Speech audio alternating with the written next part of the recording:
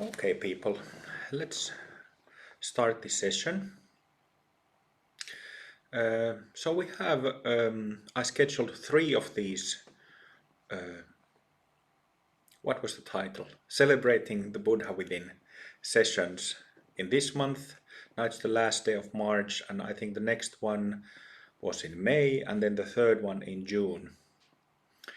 And well, a few years ago, I think 4 years ago, just like I wrote in the course information, Guru Rinpoche asked me to bring joy back to Buddhism, and we've been trying ever since in Pemako Sangha. You know, when we have live retreats, we often have musical instruments like drums and guitars, and I have a harmonium. I have a harmonium next to me now, ready to go. And what we do is sing mantras and sing prayers. And I think it has, the reason why we do that is to bring that heart-centered joy back to Buddhism. And I don't want to sound arrogant in saying, bringing joy back to Buddhism, because joy is there in Buddhism. There are, let's say, metta practices like loving kindness practices. There is bodhicitta that can also be viewed as a joyful practice. But at the same time, so like Buddhism as a whole is not, should I say, completely devoid of joyfulness. But nevertheless, at the same time, it is true that Buddhist practice is associated with kind of a serious, sometimes even stern feel to it. So Buddhism often has this serious feel to it, and well, it's good to have some seriousness, to be serious about practice, but if that seriousness is on the expense of joyfulness, aliveness, softness, softness is a really good one, then we have a problem. So for these 4 years, every now and then I've been contemplating Guru Rinpoche's request or march orders. It might better be said that they were march orders to bring joy back to Buddhism, and it can be viewed from different perspectives. In Tantra, we often speak of 3 different perspectives of practice: external, internal, and secret. External means techniques that we practice, practices that we do. That's the external form of tantric practice. Let's say, for example, chanting mantras, perhaps visualizing the guru or some deities at the same time. That's external. That's just the way, like the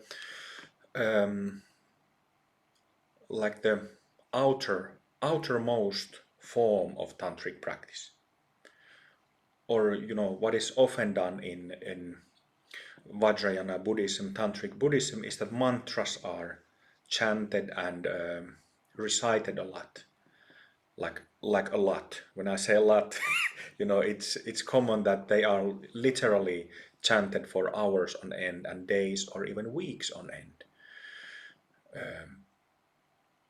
So that's the external form, the outermost form. Then there's the internal form, which is to feel what these external practices point to. So for example, if we had the external form of the practice chanting Mani mantra, Om Mani Padme Hum, Om Mani Padme Hum, Om Mani Padme Hum. In Pemako we have Abahu Mani Padme Hum Hri, Abahu Mani Padme Hum Hri. So that's the external, but that external practice always leads to, and this is really essential in Tantra. It always leads to some kind of energetic charge, some kind of energetic feeling, sensation. And tantric practice really, uh, that's the most important thing and gift of tantric practice. Because in Tantra we have empowerments given by teachers or masters. So, you know, really the gift of empowerment and the genius of the tantric method really comes with that second internal practice. Those blessings, those energetic charges from the gurus, from the deities, as the guru, as the deities. So that's really important. But unfortunately, it's missed a lot. You know, this second aspect is not discussed enough for people for tantric Buddhist practitioners to know it enough. Some people pick it up intuitively. They simply notice that, oh, there's something, some blessings, and there's some energetic charge that comes with these recitations. But unfortunately, it is the case that it is often, it is when it's not pointed out, people don't also notice it. So it goes unnoticed. And this, what happens then is that people only have the outermost external form of the practice without ever really getting out of there, out of that external form. So external form, whether it is, let's say, chanting mantras for a minute or 2 minutes or 1 hour, it is always leading to that internal meditative experience of feeling, receiving, really, like I often say, eating your belly full. So not only eating the belly full. What I mean by that is that you really absorb the blessings and the charges, the tantric charges from the guru and deities. You really absorb it like a sponge. When you put a dry sponge into liquid, it absorbs the liquid into it. In exactly the same way, we need to absorb the blessings by becoming receptive. Another way to think about external and internal is that external, if we think of using a telephone, I have an old, well, it's not that old, it's just a few years old, iPhone 5S, it still works well.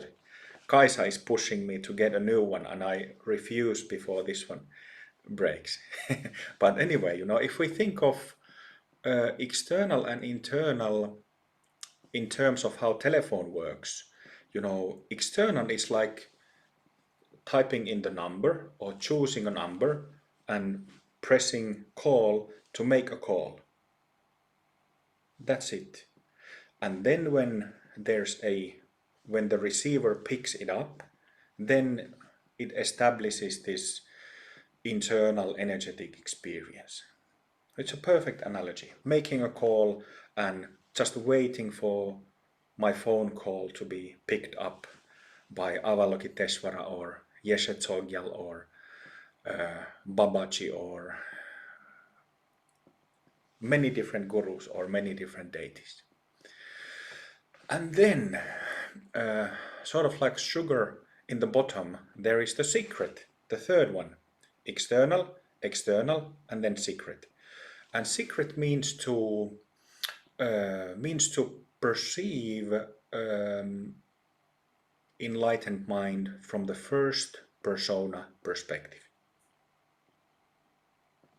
Ourselves as Buddhas, having a recognition of ourselves as liberated, fully enlightened, fully pure, fully fresh, fully clear, without the slightest existential pain or existential confusion or internal conflicts, none of that.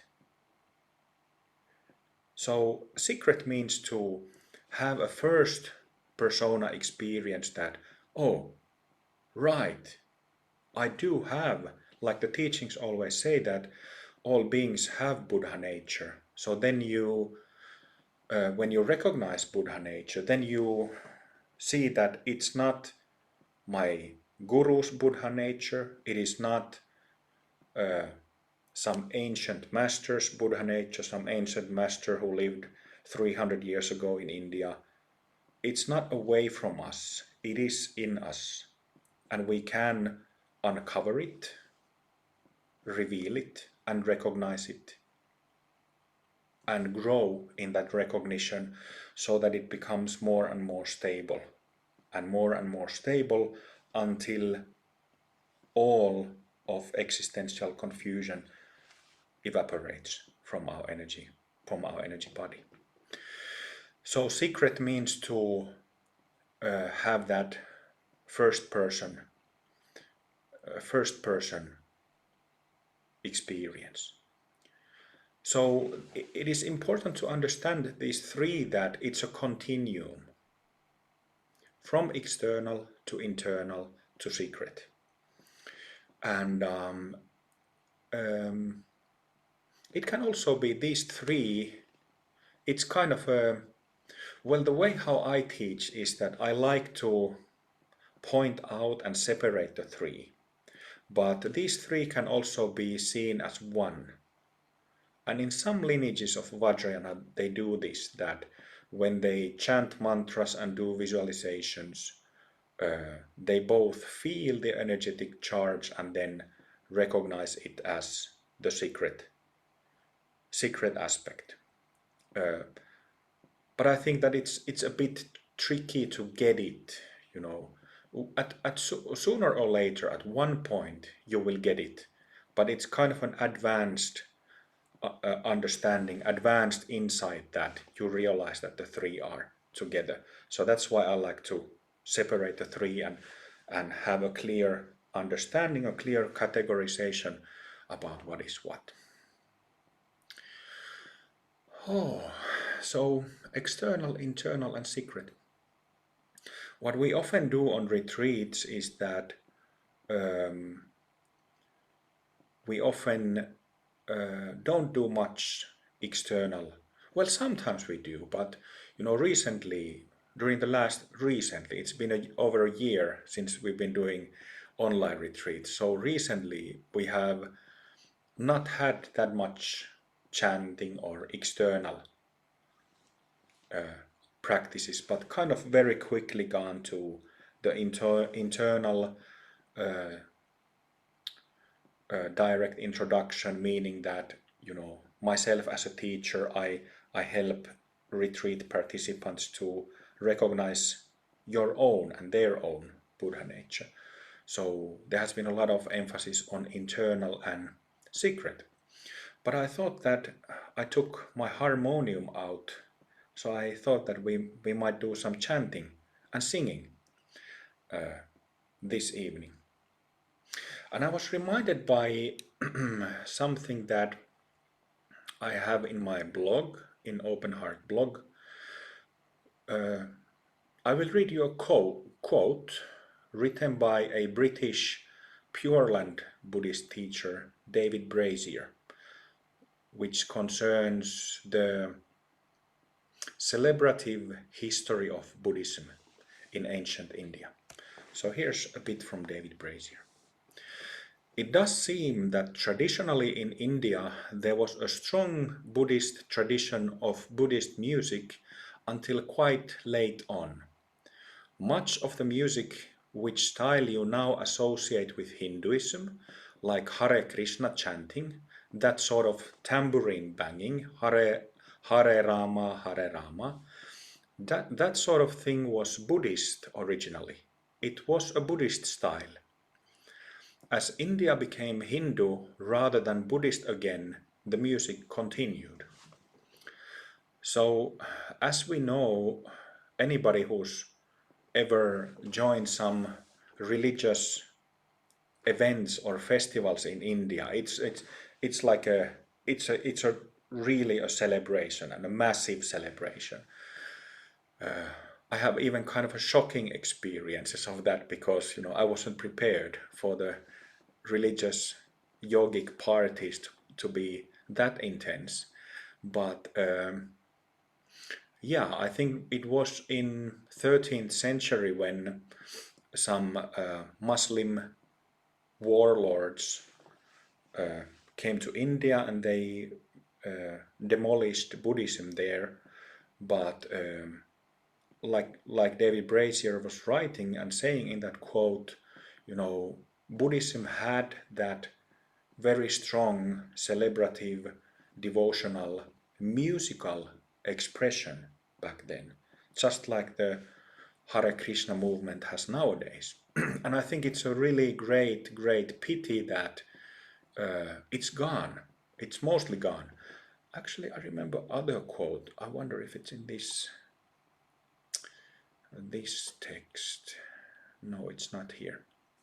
But I just remembered something that I remember some American person, a practitioner going to Nepal, Kathmandu, like 10, 20 years ago and seeing some Buddhists playing finger cymbals, percussion instruments and chanting the Buddhist refuge, just like Hare Krishna's chant, Hare Krishna. So that was like, I remember this man narrating that. He was kind of also shocked that Buddhists do that because Buddhists don't do that in the West. But apparently, here and there in India, in Nepal, possibly in Tibet, in Tibet they dance a lot, they sing and dance a lot. Maybe too much. Well, that's a joke, but I think that it's true also for Tibet that there is this very strong devotional, celebrative feel to Buddhism. And I think that it's really, really important in the West because in the West we are a bit dry and like a quite serious and so I think it would be simply easy to kind of good to kind of easen up and lighten up, soften. So insight practices and insight practice, facing our own demons, facing our own emotional demons and confusions, it requires seriousness. It requires, you inevitably have to thicken your skin when doing that. But it doesn't mean that we couldn't also have that at the same time, also have that devotional quality. So I think that this is what Guru Rinpoche was asking me in bringing joy back to Buddhism. So I think that is enough for the introduction. And I would suggest we have about hour and a half to go in this session. So let's take a sitting meditation posture. And then after relaxing for a few moments and saying bodhicitta prayers, we will chant together.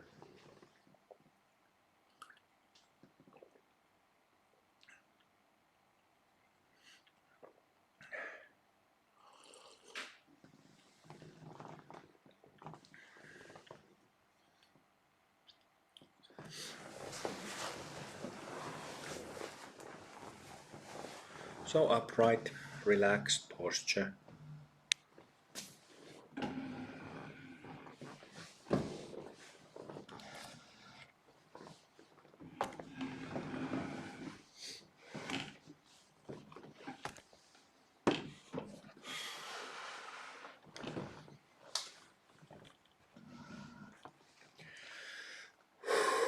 If you feel like taking few deep breaths, go ahead, relaxing your whole being more with each exhalation.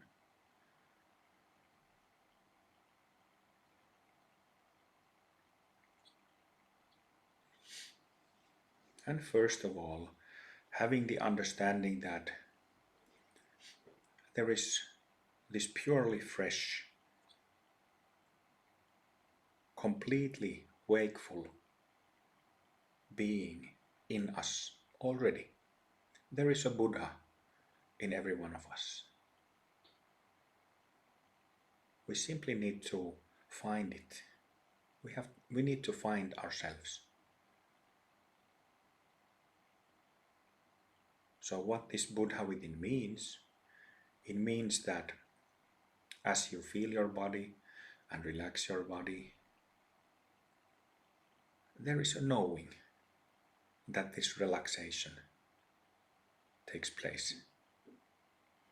And that knowing alone, that basic cognizance, knowingness, is a very good place to start by knowing ourselves as Buddhas.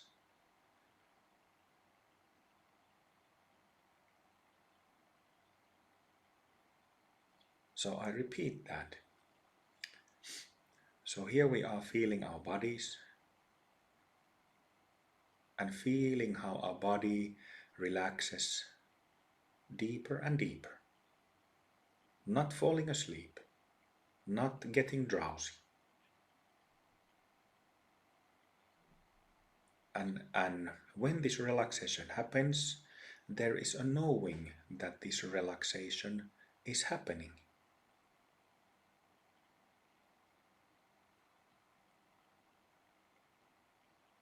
That is the basic knowing. Basic selfless knowing. And this we learn to recognize during talking, knowing that we are talking, knowing that we are thinking, knowing that we are feeling,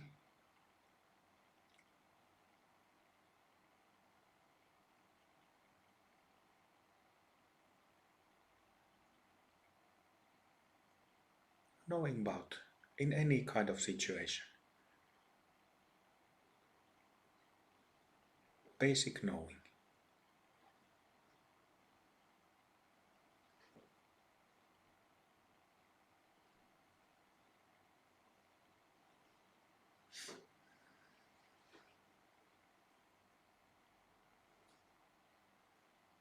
If you've never heard this before and never recognized it before, then it might you will need many repetitions to understand what that knowingness, knowing quality, what it is. But eventually, as you keep recognizing this basic nature, at some point you realize that, oh, this knowingness, it covers everything. Everything at all times. It is there in thinking, feeling, talking, sleeping.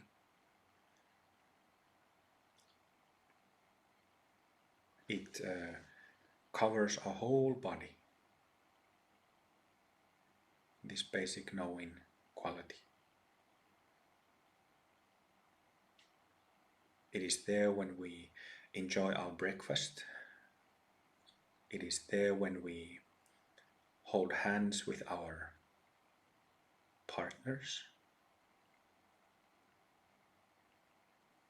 There when we caress our pets, hug our children, make love to our partners.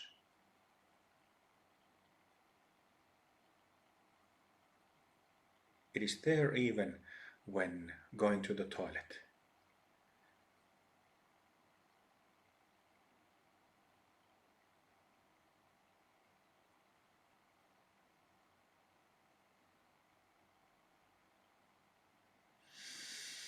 And this basic nature is really down to earth. Really simple. You know, I'm a working class guy myself. I don't understand complex physics and complex philosophies. But you don't have to be a, a doctor or a highly intelligent person to get this. In fact, there are people in the history who have been illiterate and who attained the highest type of Buddhism, that of rainbow, full rainbow body. Illiterate people. Simple, happy fools.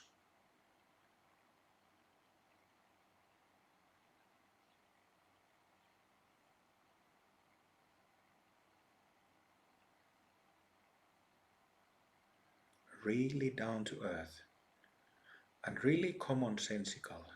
This is not spiritual woo-woo, not spiritual realms, this, nothing high-flying. Very simple, very direct, and intimate, without distance. Because this basic nature really is there in all muscles, all muscle fibers, in every tiny drop of blood, and in all the trillions of cells of the body.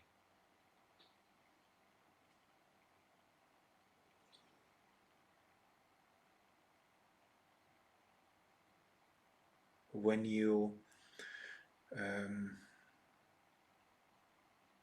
gain confidence in the recognition of the Buddha within, when you gain confidence, kind of mature with that recognition, you will probably think that how is it so easy to miss it? How is it possible that I've been missing it? Because it's so obvious. It's right on our faces. It's in everything.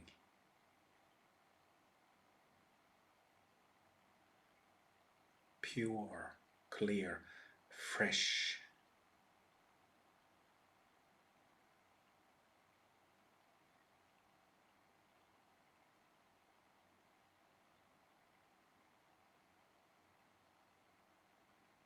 So that basic knowingness that is there in all activities, all actions, whether physical actions, talking actions, mental actions of thinking and feeling, it is there. So that's a good place to learn to recognize it. That it's at the basis of all activities. And because it is selfless, in Buddhism we say that it is empty of self. It is without a contracted small self, small me.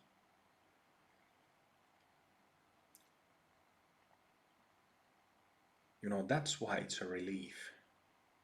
That's why recognizing the basic state is a relief. And it's an immense relief if we suffer in our lives, if we feel the pain of existence due to that small self and habituated thinking and feeling.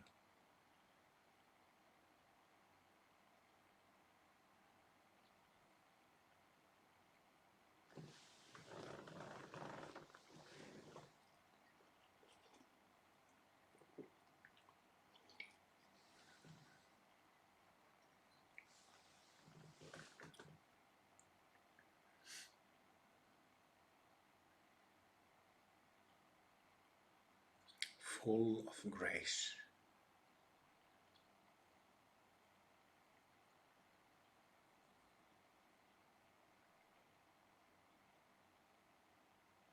You know, grace is a word that comes from, it is actually also in Hinduism and Buddhism, but ourselves, when we have been brought up in the post-Christian culture, we might associate grace with Christianity, and it might be problematic to some.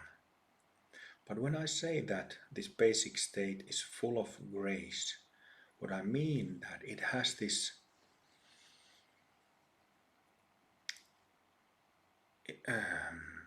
original softness, original purity, original sincerity that is not stained by the shitty experiences we have in our lives. You know, in life we have hard experiences, we get scars in our hearts, we get our teeth kicked in due to trauma and all kinds of things that happen in life and in relationships.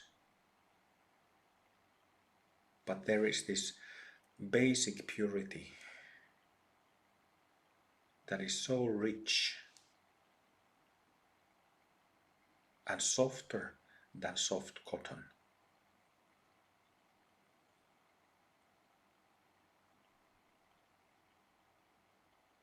Recognize it with your whole being. For the sake of all sentient beings, we do this.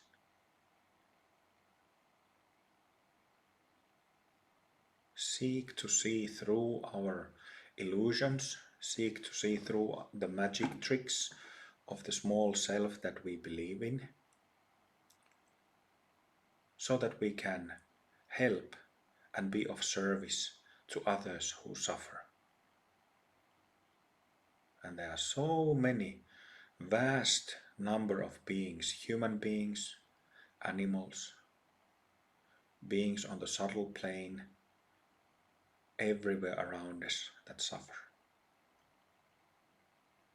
So we are not looking to end our own confusion and suffering, but to attain complete knowledge, complete experience, completely embody this wakeful, pure nature, so that we can help others and be an example for others.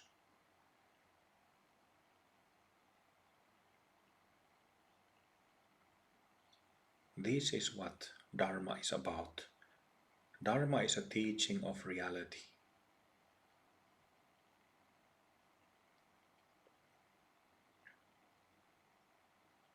Teaching of the reality of our own selves. So we might have scars and hurts, we might have broken hearts. But because we have Buddha nature, it is possible to heal those hurts, those scars. And it's possible to have a heart that includes everything, that embraces and hugs and loves and is kind, is equal.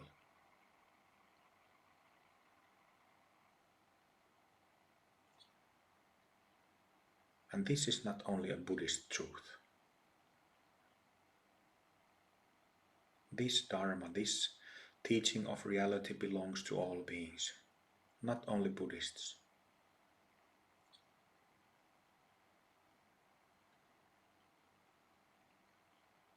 All beings.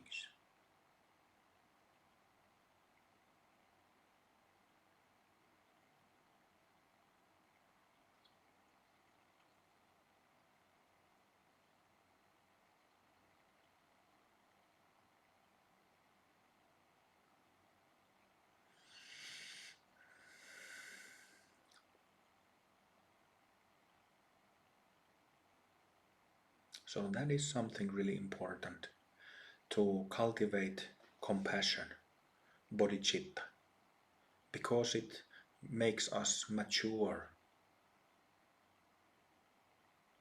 with our practice.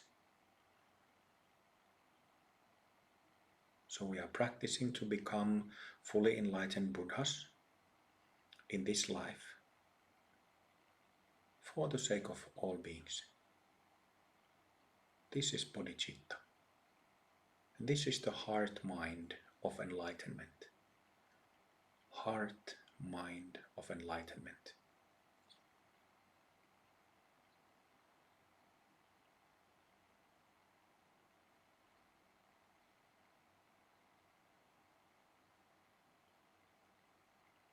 All beings included. All beings included in this grace, in this light, playful joy.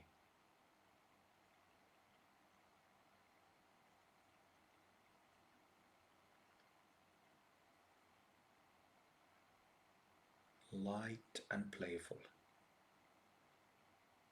Opposite to heavy and serious, or heavy and stern.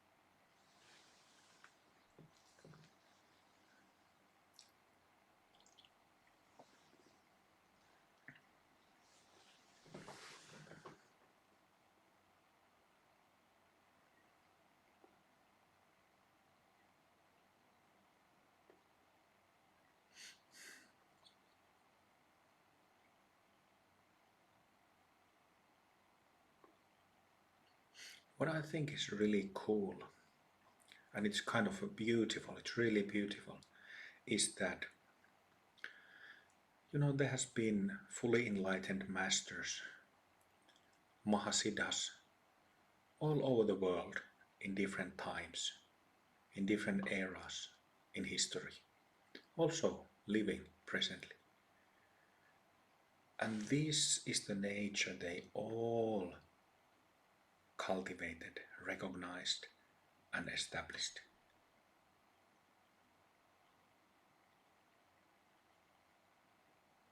Guru Padmasambhava, Yeshe Tsogyal, Dilgo Khyentse Rinpoche,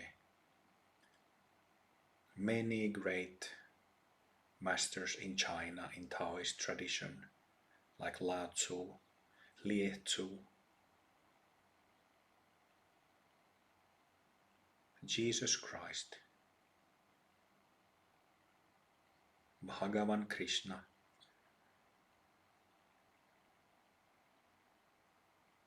many in the Christian tradition after Jesus.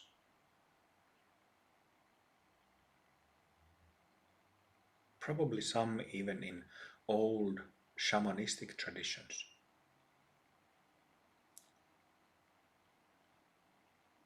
they all recognized what we are recognizing now.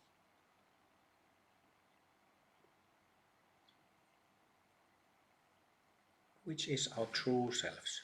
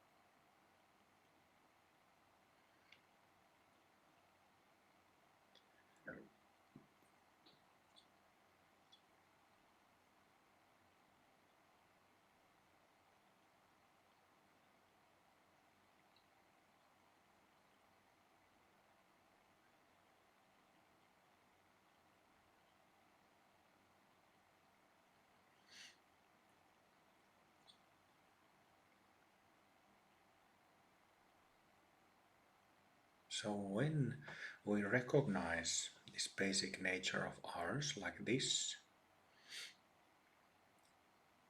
don't bring anything with you into that recognition.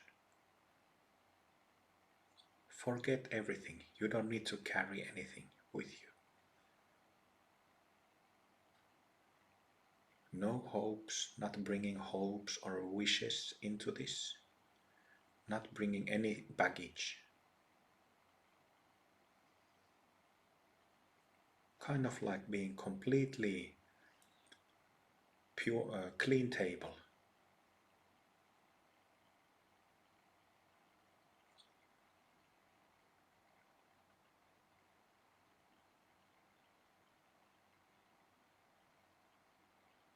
Simply experiencing that recognition with the whole body for the sake of all beings. Just that plain, naked, direct, undistorted recognition.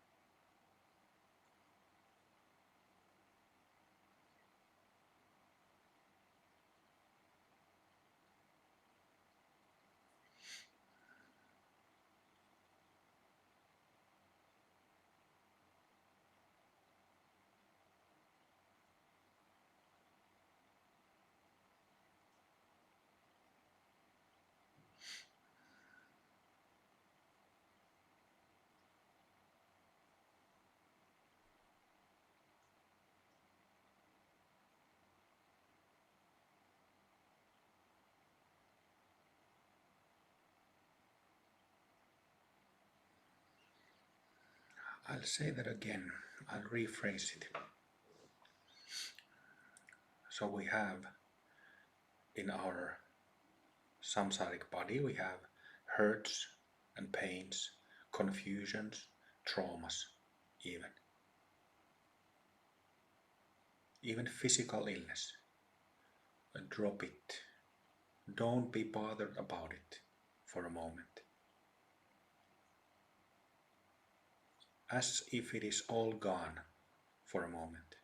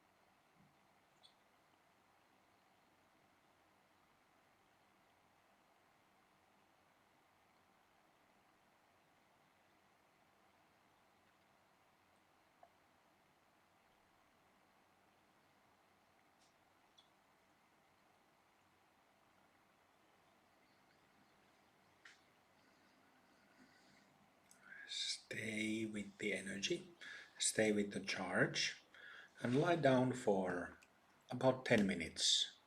I will tell you when to get up. Lie down. All right, let's continue.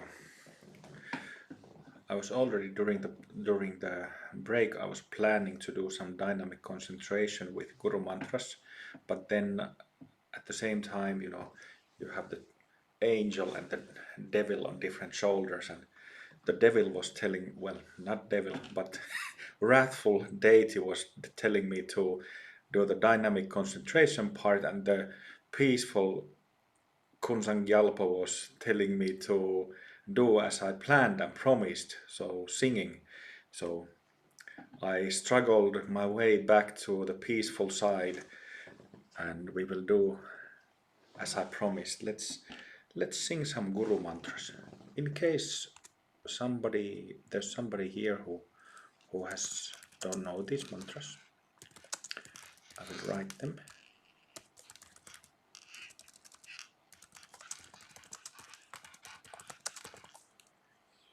There. Namo Guru Rinpoche, Namo Yeshe Tsogyal Ye. So this is Tantric Guru Yoga, which means that Guru Rinpoche and Yeshe Tsogyal are fully attained enlightened masters, Mahasiddhas, who both have attained full rainbow body. They are most known, Guru Rinpoche was the master yogi who brought tantric teachings from India to Tibet long time ago, and Yeshe Tsogyal was and is his companion. And Yeshe Tsogyal was also the first disciple of Guru Rinpoche. So Tantric Guru Yoga means to invite a Mahasiddha, perhaps living in the body, or it doesn't matter if the Mahasiddha has lived 5 million years ago or 5 years ago. By definition, the presence of Mahasiddhas,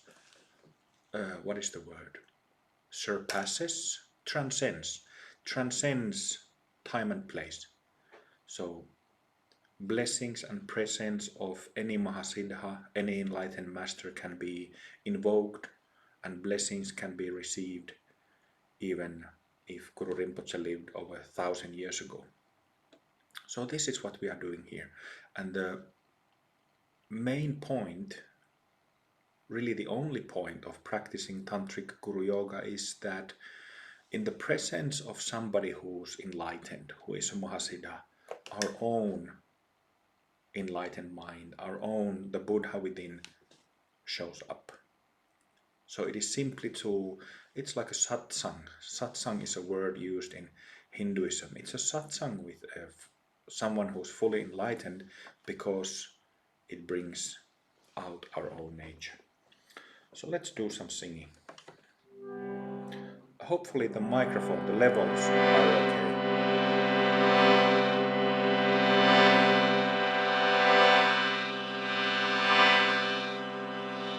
So this session was about joyfulness. So let's try that.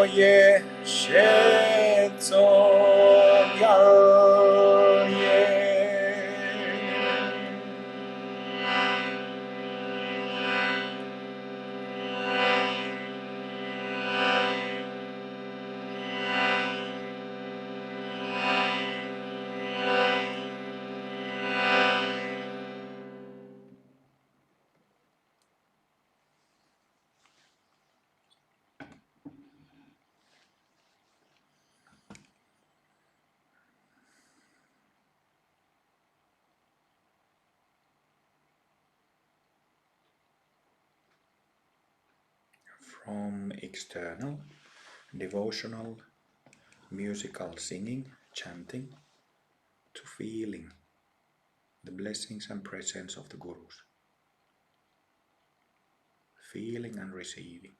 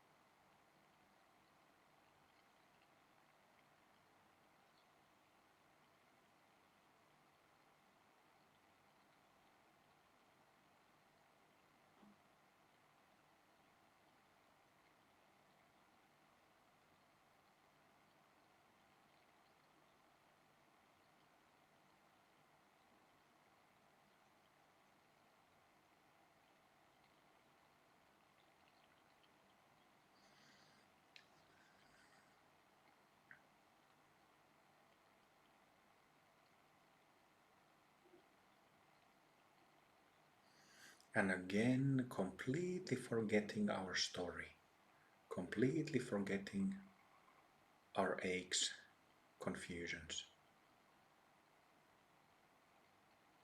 purely, nakedly present.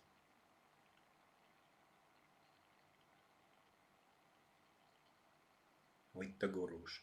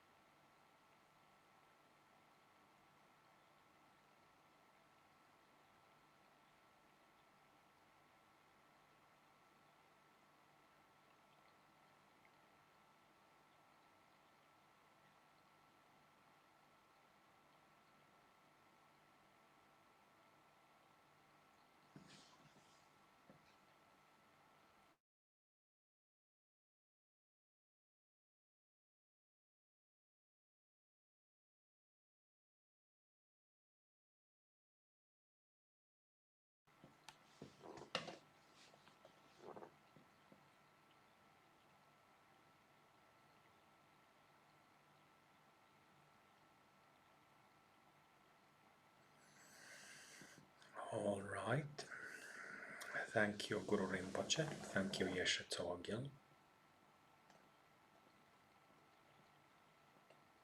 Thank you for these blessings, for this support.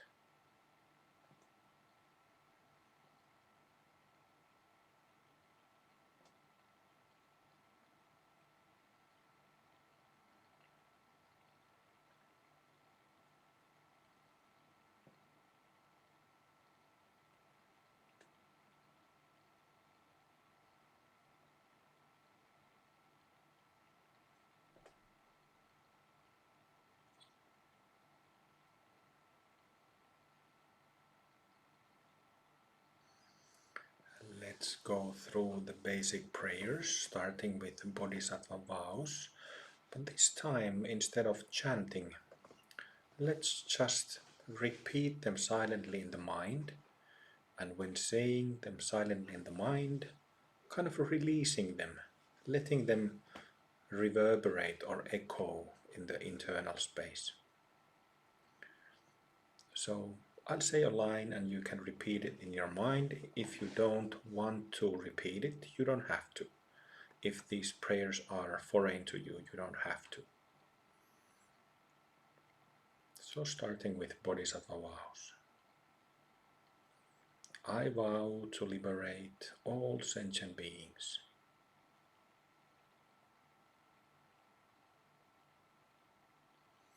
I vow to end all self-based confusion.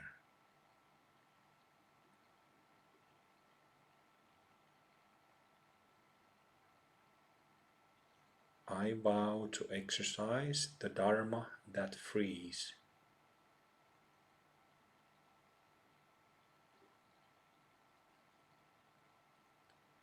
I vow to attain the great perfection.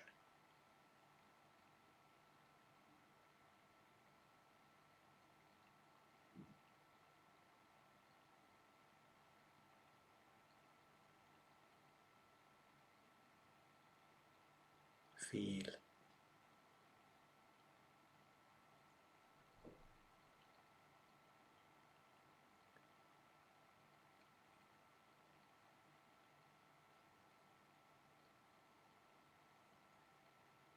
Then continuing with a relative refuge. I take refuge in the Guru.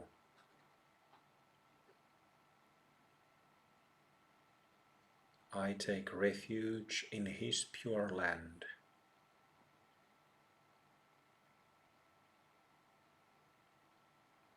I take refuge in the Buddha.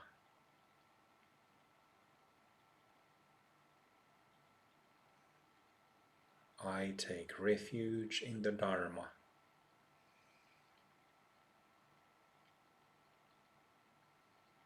I take refuge in the Sangha.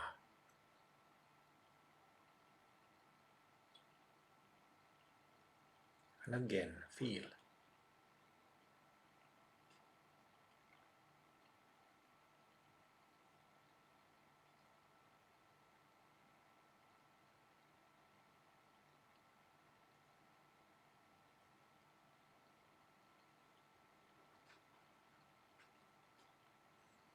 And then absolute refuge. I am the Guru.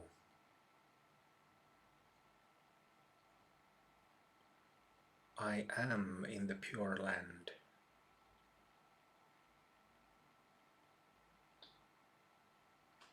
I am the Buddha.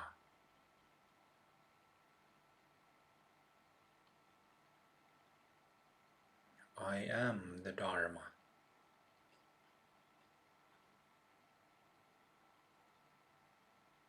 I am the Sangha.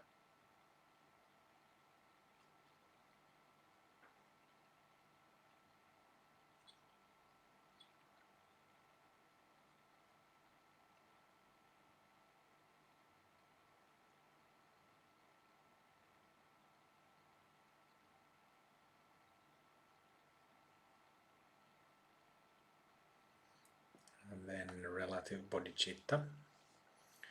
May all beings be free. May all beings be free. May all beings be free.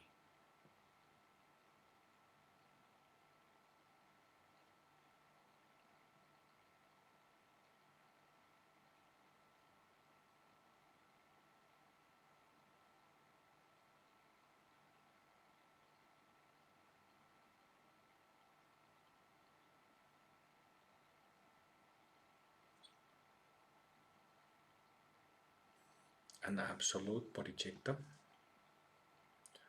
All beings are free.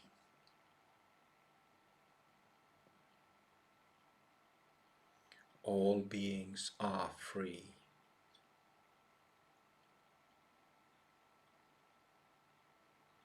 All beings are free.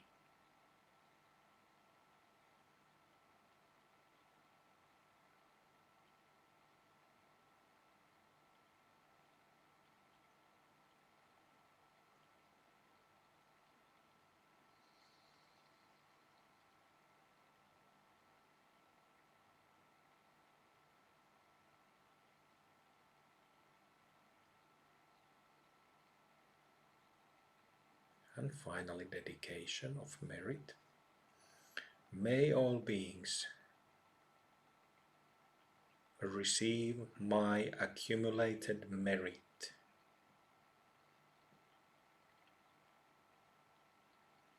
I dedicate the merit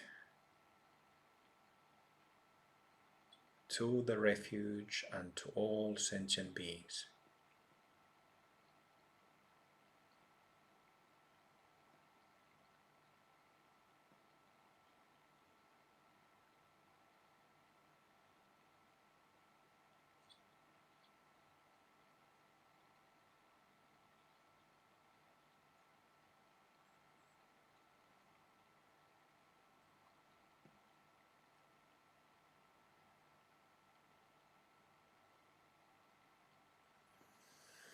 And then joining hands and making a bow.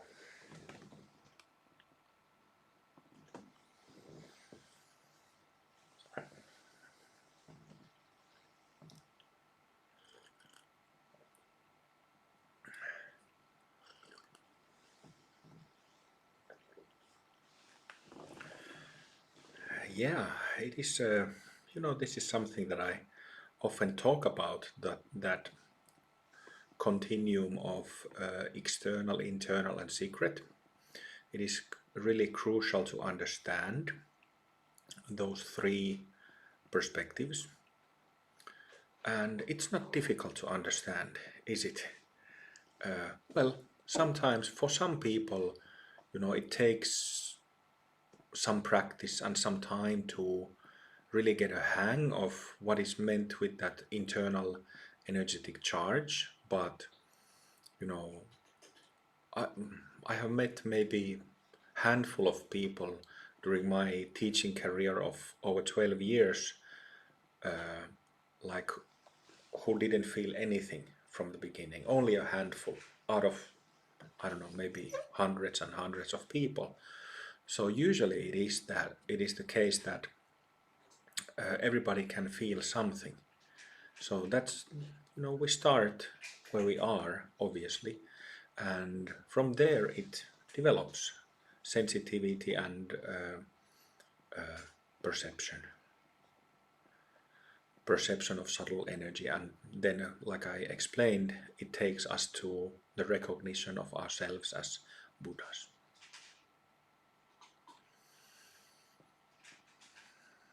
Anything you would like to share?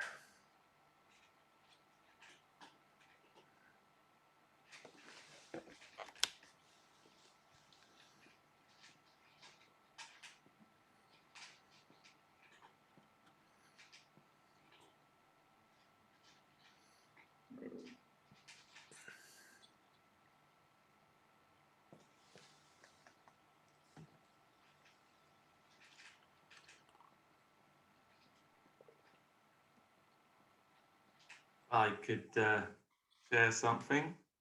It's not directly related. I mean, it's something that happened this morning for me, and I've sort of experienced it today in this session. It's going to sound a bit weird, but I guess that's fine. Mm. It felt.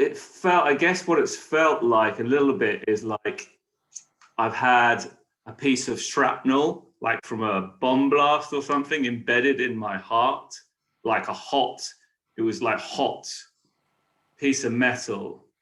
And what happened this morning, and I think over the sort of these years of practicing with the Tantra, like it feels like what must have happened is like it's been smoothed like a pebble on a beach, like smooth, that metal's been smoothed and shined. So it's like smoothed and shined, and all this sort of rough, the heat's been taken out of it, and all the rough edges have been smoothed off. And what the visualization, or what how it manifested this morning, was like the body just sort of ejected this piece of shiny metal. Like just I could see very clearly what it looked like. Mm. And that was sort of what was going on in the session. I sort of had it in like within my energy body, but then I could sort of take it out. And I guess what I should be doing is like just using it as a vipassana, just studying this piece of metal to see what it's made of. I mean, so I am sort of asking what, because obviously I can't just, it doesn't feel like I should just throw it away, because it's something that needs to be seen through fully.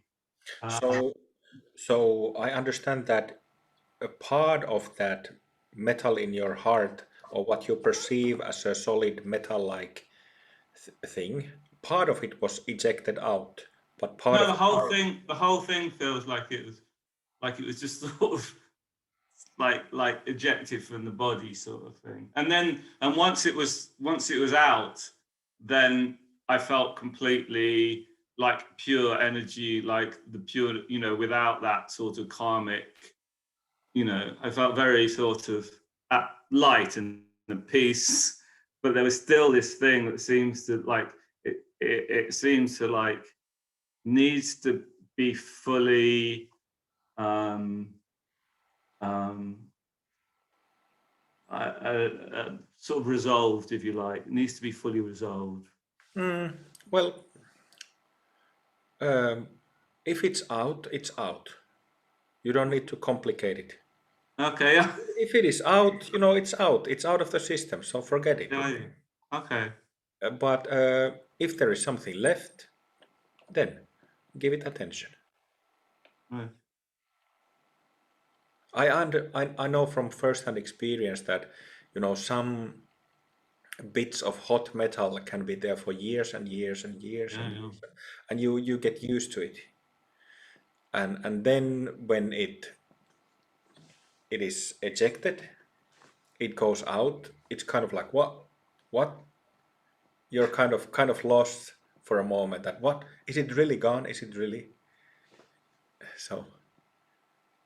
Yeah, it's sort of. It's that I guess that the main part of the confusion is whether it's something that can just be let go of completely. And when I'm saying it, it sort of feels, oh yeah, obviously let it go.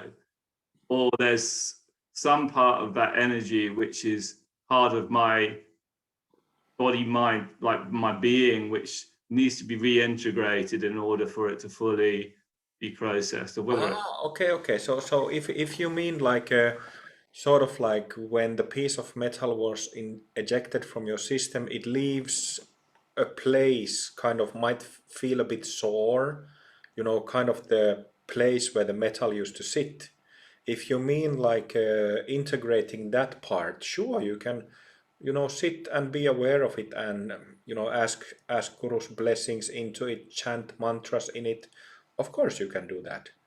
But what I meant with not uh, making it, not complicating it, was that if the junk part is out, you know, don't oh, don't worry about it. wave goodbye to it. Yeah, wave goodbye to it. Cool. Yeah, yeah.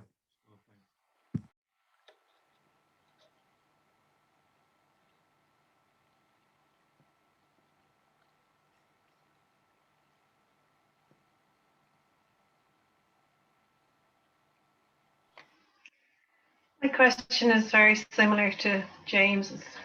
So when you talked about pain and trauma and memories and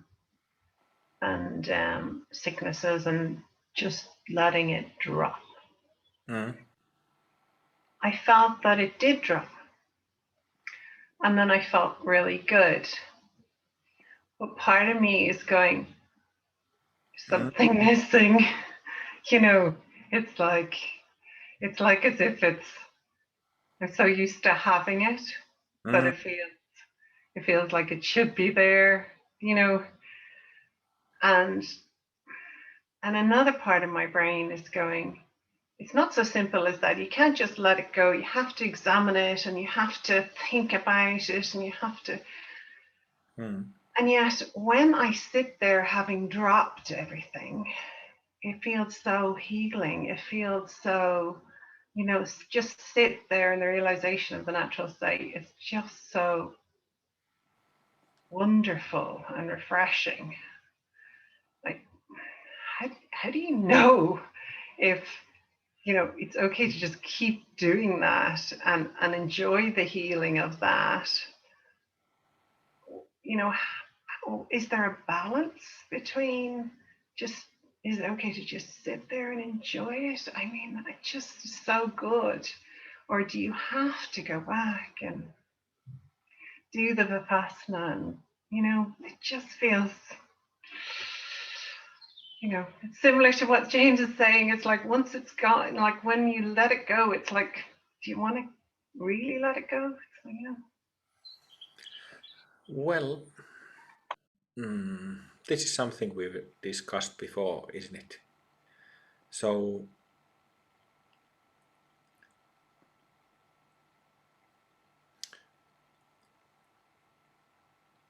I hear that it's possible to, I've heard that it's possible to do the so-called spiritual bypassing with Dzogchen practice.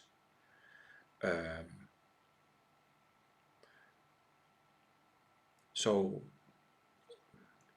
I've heard that it's possible.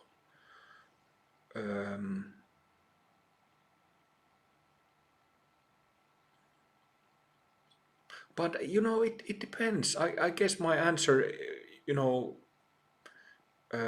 depends on you. You know, you can just recognize the basic state and not worry about the baggage, whether it's a lot of baggage or little baggage left. Not worry about it.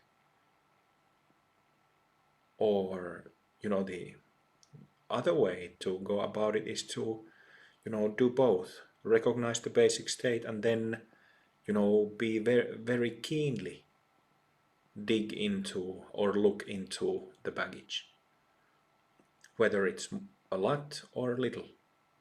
But it's really, you know, I would say up to you, you know, to me personally, because samsara has been a really painful experience for me. So to me it was the second option.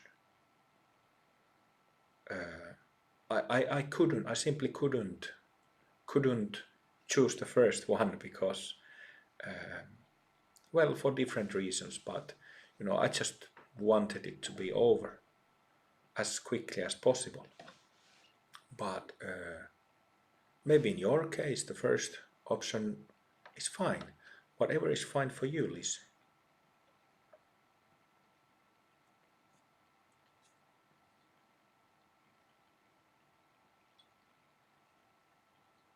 So I wouldn't say like that's it's not a mistake. There are much worse.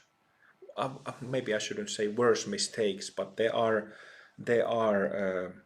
let's say much more serious issues, much more, well, worse mistakes that people can do. So spiritual bypassing on, if it happens, spiritually bypassing the baggage while recognizing the basic state is not even close to worse mistakes or worse situations.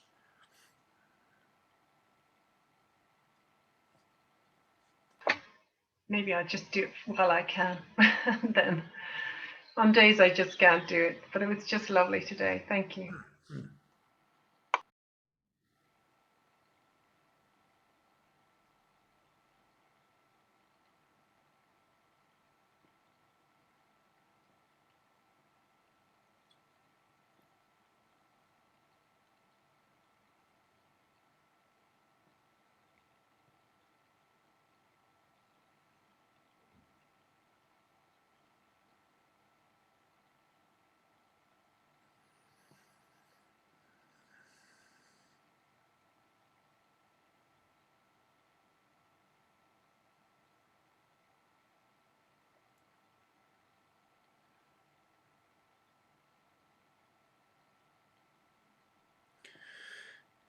Thank you for the session this evening, for this little celebration. So the next celebration, I think, is in May. You can find the details from Facebook.